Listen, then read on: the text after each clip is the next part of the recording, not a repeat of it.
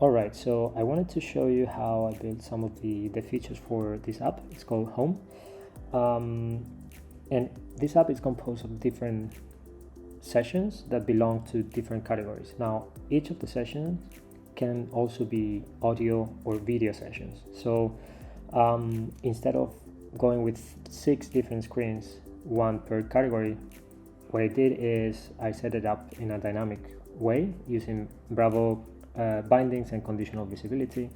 So I will show you how it looks on the app, and then I can show you how it looks on the front end. So if I go and click on meditation, now we load this detail screen with the different sessions for guided meditation category, right?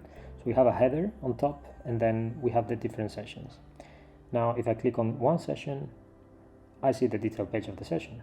Fair enough. Now if I go back and I click on office yoga, you will see that this screen updates. So it's the same page and it updates to show me the information for office yoga.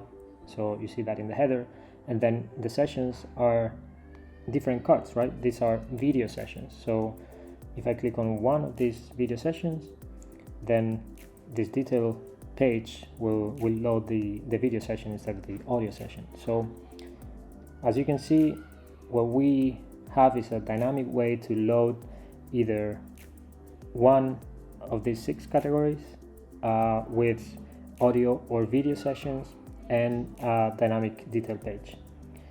We can also have like so if I click on sound healing, for example, this contains a combination of audio and video sessions, right? Right, so let me show you how it looks on the front end side. So what I have here is